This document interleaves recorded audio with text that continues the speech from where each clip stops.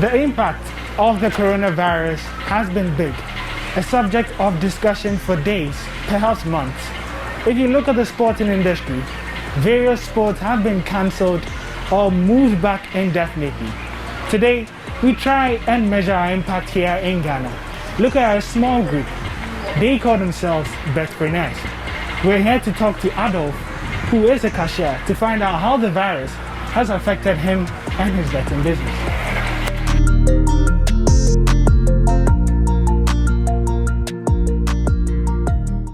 My name is Adolf. I'm a cashier, and with betting, I think I started at the age of 18, and it wasn't just because of the money. No, the money is a nice aspect of it as well, but the competition and everything, and the love of the sport, football, basketball. I love football. I'm not really good at it with my legs, but I play basketball. So those are really my two preferred choices when it comes to bet.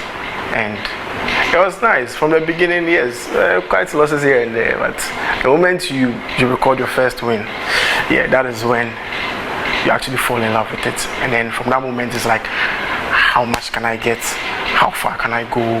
How often can I do this? How consistent, how accurate can I stay? And it makes you love it, the competition and everything, especially when you win that bet, when you win it and everything is perfect. It's just a very nice feeling. So yes, I've been betting since then. Yes, I'm still at it. Okay, so let's start with how life was before the coronavirus. Things were very normal. And you mentioned two sports that you're interested in, football and basketball. What was, getting to the weekend like for you? What do you look at when you are getting into the weekend and about to get that slip ready? It was always thrilling. It was always thrilling. Every weekend with basketball, I get to catch basketball on a daily basis. So life was fun. Life was really fun. Even if you lose the bet, the bragging rights, hey, my team won. Yes, you love that side also. So yeah, prior to coronavirus, life was very fun. But then now, you look back at things and you realize how much of an impact sports has on your life. So now it's like 60% of whatever you love doing in the world is gone, and you have to really adjust. So yes, tough times we are still managing and all, and yeah, hopefully we are just praying this thing goes by and yeah, see how quick we can get back to life. Okay, so we'll come to the impact, but before the virus, yeah. How frequently were you winning in terms of your slips? Let's just say I was your above average winner, so probably above average, like 35 or 40% of your bets. So I have 3 slips on Friday, possibly one wins, and it's a nice feeling. Yeah, you stated that you were a cashier, yeah. And you combined that, they call it being a bettorpreneur. Yes. How is it like combining these two jobs? These two jobs, it's fun. It's fun. Well, I look at my current profession as my work, strictly work. But then when it comes to bet, I see bet as a fun way of making money. So it's like work plus all the fun and everything. So yes, it's pretty nice to balance and everything. It only becomes a problem when you're trying to cook up the odds and people come in and people are trying to purchase stuff and everything. So now you need to stop. Your concentration is a bit imbalanced and everything. But at the end of the day, it's very nice. It's very nice because I get to close early. I get to really check the fixtures and see where my interests lie, see where my strengths are and everything. So yes, it's very nice. And let's talk about the virus. And it's been around for quite some time now. Sports has been affected, particularly in the past 2 months, with various events being cancelled and pushed back further. And there's a lot of uncertainty. How have you felt in this period that you cannot be able to do something that you do love that gives you money? It's depressing. I hate to go extreme with the words, but I think depression is a fair statement of what we are going through right now. Because every bettorpreneur, as you said it, you wake up in the morning and usually the first thing that comes to your mind is, okay, what games do I have available? Right now you wake up and there's nothing. Everything is like drained out. So yes, it takes away a lot from you, but at the end of the day, we are just praying calm and I mean, this is bigger than football and sports. So at least we are saying our prayers, and hopefully football gets back and sports gets back. Yeah. Okay, but even before the football, does come back, there's been various options for still betting in the betting industry. There's horse racing, and then there are some virtual games out there. Have you tried that, and how's the experience been? I haven't tried. I think that the last thing bet I did was roulette. I think that was it. But how did that one go? That it's like trying something new, and it's I haven't really it was awful. So I lost quite a bit, and I was like, nah, you know what? I won't really stress myself. I'll just wait for football and basketball to come. That's all. So yes, I haven't been betting actively since. Yeah.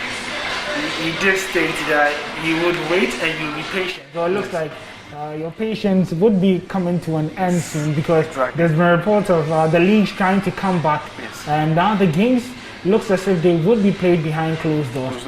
To what extent do you think this will influence, the league itself? Let's take the Bundesliga, for example, which is set to resume soon.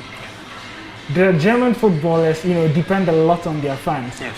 Do you think this would affect the results in any way, playing without fans? And as someone who bets, how are you going to get ahead of this? Exactly.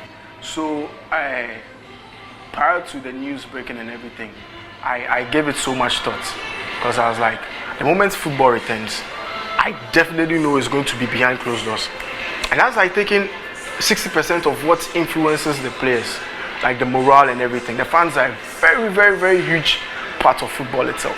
So the moment you take away that, I think a team like Borussia Dortmund in the German league is going to really, not really struggle, but they are going to feel the effect. Because the moment you walk in and there's literally nobody's cheering you up.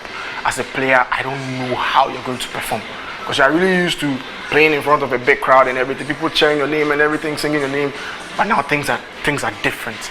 And definitely, yes, it's going to take its toll. It'll take some time to get used to. I know it will. So as someone who bets, I'm looking at these and I'm like, yes, this is something to really look out for. This is something to pay attention to. So most definitely, I'm going to go easy on my bets. I'm not going to be too hopeful. I'm going to look for the most realistic odds and everything, and yeah, it'll work. Yeah. And as a best right now, what would you say is your dream amount? What money are you saying that you're looking at as you're sitting here currently? The highest the company has to offer. I'm looking to put the company in debt. Like, yes, any bet right now, you're looking to put the company in debt. Because you look at this from, let's just say, 5 years. You run estimates and everything, and you realize you've probably lost more than you won. So your ultimate goal is to break the company. Yes. So you are looking at some offer 50,000, some look at 250,000. You're looking to really cause some damage. So yes, the most they can offer. Yes, the most. Yeah. So once you do get this 50,000 or 500,000 Ghana cedi, or the highest amount that you can win, do you think you'll finally stop betting?